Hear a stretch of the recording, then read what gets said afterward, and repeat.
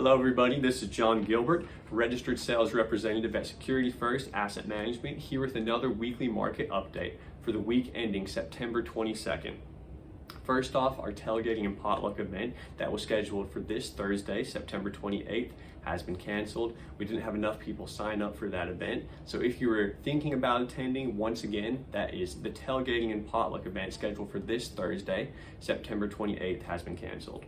For the month of October, though, we have some great events coming up. On October 19th, we have our cybersecurity and computer safety event. That will be our educational event for the month, and that is October 19th. Go ahead and call if you would like to attend that. On October 26th, Mark Ballard will be coming and he will be doing a fall decorating workshop. Those events tend to be very popular. So if you would like to attend, go ahead and give us a call so you can reserve your seat because there is limited seating. Last week in market news, the major U.S. equity benchmarks lost significant ground.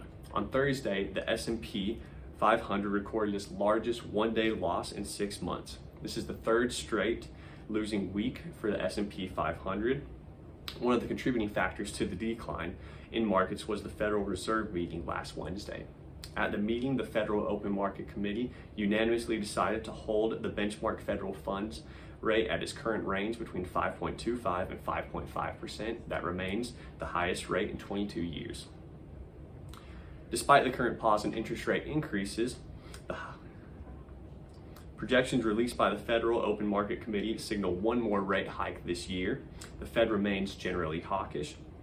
And while inflation has been on a downward trajectory and trending in the right direction, Fed officials made clear that they need to see more improvement before they would consider cutting rates. In other news, the United Auto Workers strike and the looming threat of a government shutdown also weighed heavily on market sentiment last week. The benchmark 10-year U.S. Treasury note reached a 16-year high. The Treasury Department also announced that the U.S. national debt surpassed $33 trillion last week for the first time in history. This is in part due to a 50% increase in federal spending between the fiscal years of 2019 and 2021.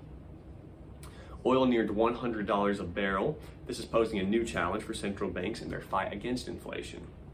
An interesting fact, last year, 650,000 Americans over 80 were still working. That's up 18% from the previous decade.